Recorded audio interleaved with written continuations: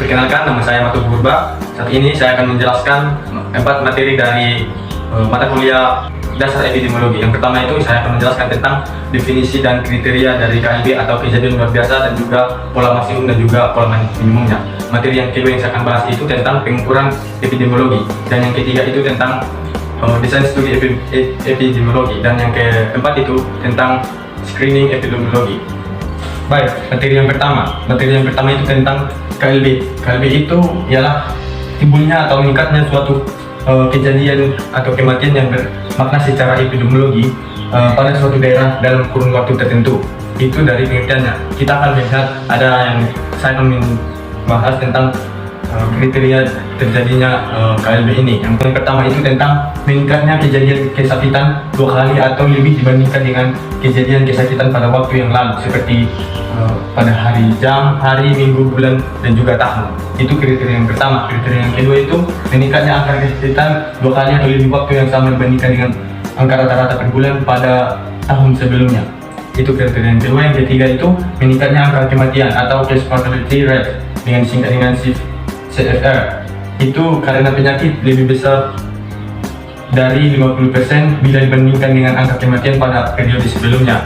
Itu kriteria yang keempat itu ialah adanya kasus kesakitan dari penyakit yang sebelumnya tidak ada atau tidak dikenal. Itu kriteria yang keempat. Dan kriteria yang kelima itu ialah angka rata-rata per bulan selama 1 tahun menunjukkan kenaikan lebih besar dari 2 kali dibandingkan angka rata-rata per bulan dari tahun sebelumnya. Itu 5 kriteria dari kejadian luar biasa. Berikutnya kita akan melihat grafik pola maksimum dari kejadian luar biasa. Saya mengambil grafik pola maksimum dan minimum dari kasus tipoid di Kota Bali di Denpasar antara tahun 2000 sampai tahun 2004. Kasus tipoid ini sudah diterterakan sebuah diagram, yaitu pada sebuah tabel, yaitu bulan Januari sampai bulan Desember antara tahun 2000 sampai tahun 2004. Di sini pada bulan Januari kasus tertingginya itu yaitu 10 kasus, dan kasus terendahnya itu yaitu 1 kasus. Di bulan Februari kasus tertingginya adalah 8 kasus dan terendahnya 3 kasus. Bulan Maret tertinggi 10 kasus dan terendahnya itu 2 kasus, dan sampai bulan Desembernya dan seterusnya.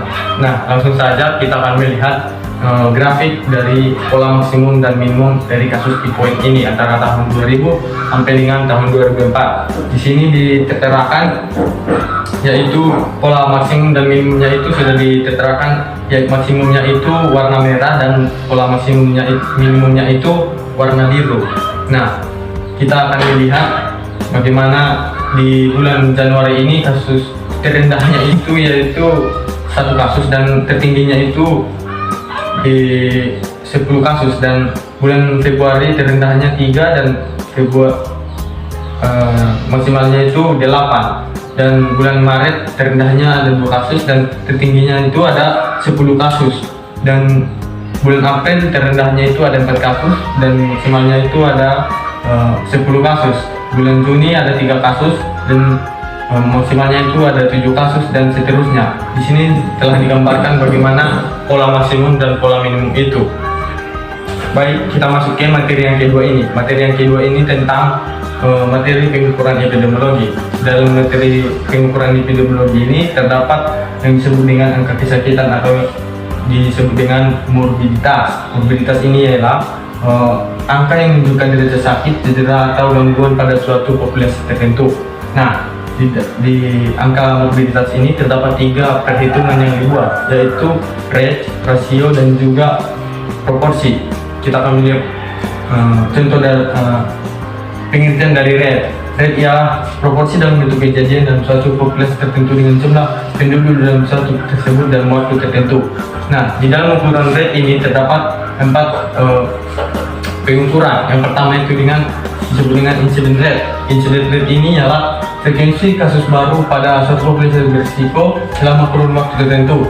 Yang kedua itu prevalence rate, itu ialah frekuensi kasus baru dan kasus lama selama periode waktu tertentu pada populasi berisiko, seperti point prevalence dan juga period prevalence. Nah, yang ketiga itu ialah attack rate. itu ialah insiden rate yang digunakan dalam periode waktu terbatas, misalnya kejadian luar biasa. Nah, dan yang keempat itu ialah mortality rate. Itu disebut dengan besarnya kematian pada populasi dalam periode waktu tertentu. Itu bisa perhitungannya dengan cara CMR, SMR, dan CFR. Nanti kita lihat apa itu. Dan yang kedua itu dari ukuran morbiditas itu ialah rasio. Rasio ini adalah nilai relatif yang dihasilkan dari perbandingan nilai kuantitatif yang pembilangnya tidak merupakan bagian dari penyebut tersebut. Dan yang ketiga itu dari angka morbiditas ini ialah proporsi. Proporsi ini adalah perbandingan dari dua nilai kuantitatif yang pembilangnya merupakan bagian dari penyebut tersebut. Itu dari perhitungan dari angka kesakitan dan rate. Baik, sekarang saya akan membuat suatu contoh kasus pengukuran epidemiologi. Nah, di sini saya mengambil contoh kasus, yaitu di sini saya akan bacakan. Selama tahun 2009 di Tanah Datar dilaporkan 9.000 kasus DBD dan 100 orang diantaranya itu meninggal dunia dan 27 orang itu meninggal akibat dari DBD tersebut. Nah, jumlah penduduk di Tanah Datar itu sebanyak 400 orang. Nah, di sini kita akan menghitung dari rate-nya. Itu yang pertama dari crude mortality rate atau disingkat dengan CMR, dan yang kedua standard mortality rate atau SMR, dan case fatality rate atau CFR.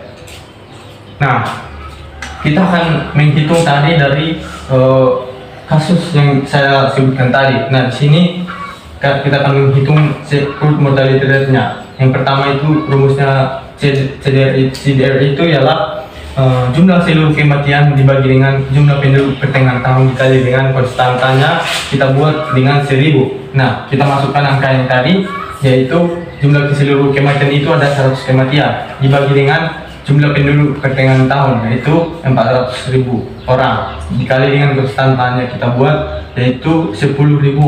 Nah, itu sama dengan 25 orang per 1000 penduduk.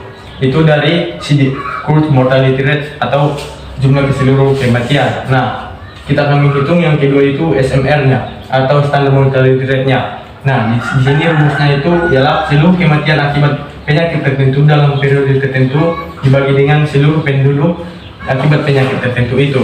Nah, atau penyakit DBD ini. Kita masukkan dikali dengan konstantanya. Kita masukkan angkanya, yaitu angka kematian akibat DBD ini ada 27 orang. Nah, 27 orang dibagi dengan seluruh penduduk akibat penyakit tertentu itu, yaitu 400.000 orang dikali dengan konstantanya kita buat dengan 100.000. Jadi hasilnya itu ialah 6,7 orang kematian dari 100.000 penduduk. Itu dari nilai standar mortality rate-nya. Dan yang ketiga itu kita akan melihat case fatality rate-nya.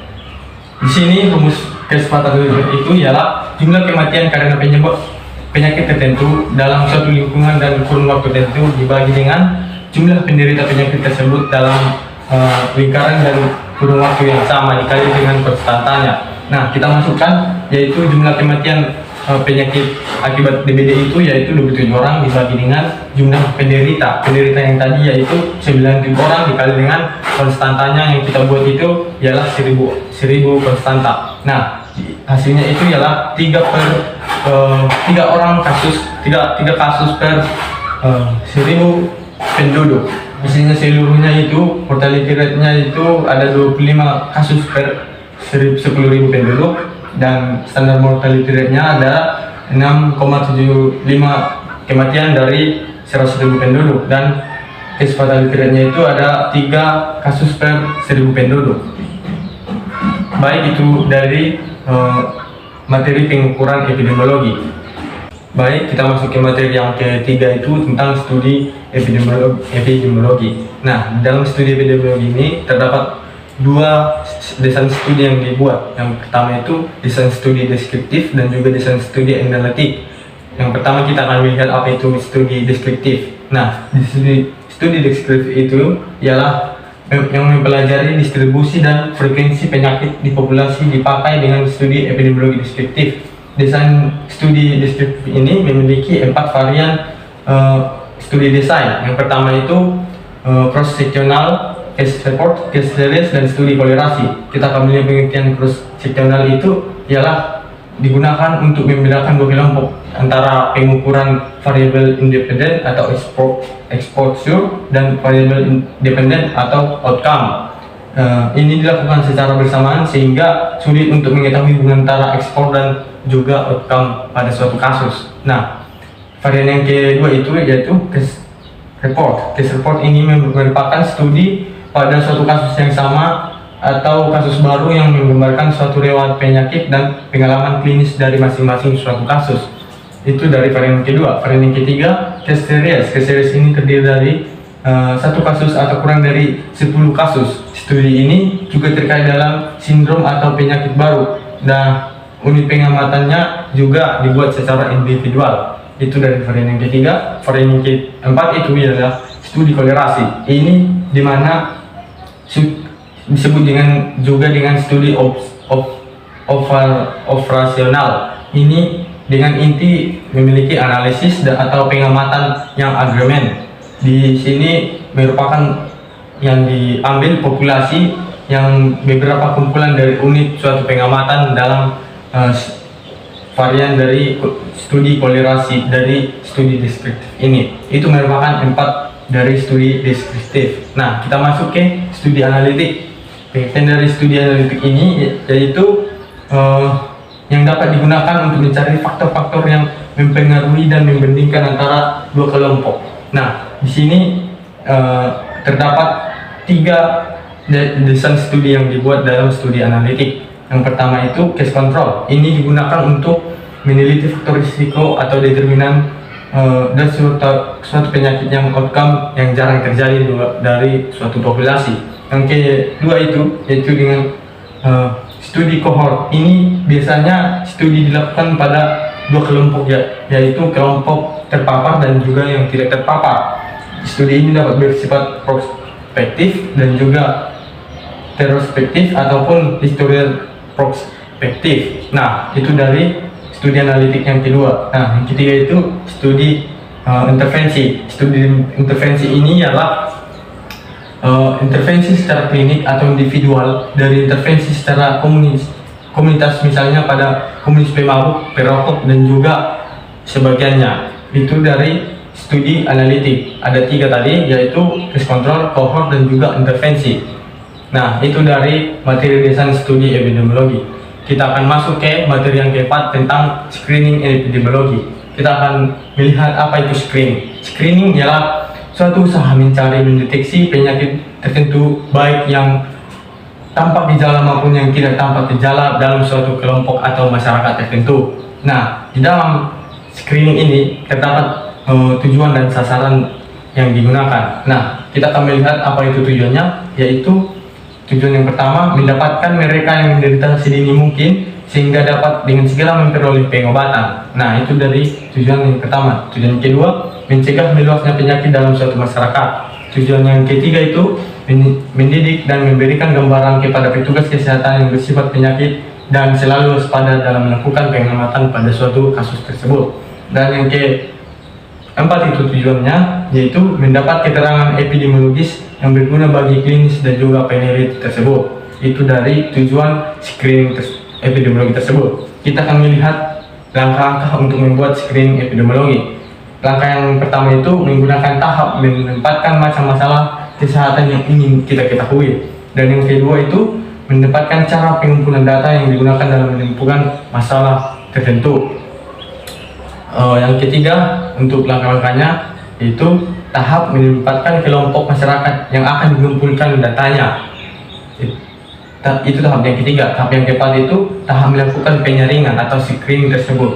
Dan yang kelima itu tahap mempertajam penyaringan. Kita akan melihat penyaringan atau tahap yang kita lakukan sebelumnya. Itu dan yang terakhir dari tahap untuk melakukan penyaringan atau screening ini adalah dengan tahap menyusun laporan dan tindak lanjut yang akan digunakan pada sebuah kasus untuk yang di screening tersebut. Baik, sekian materi yang saya sampaikan, semoga bermanfaat bagi kita semua. Terima kasih.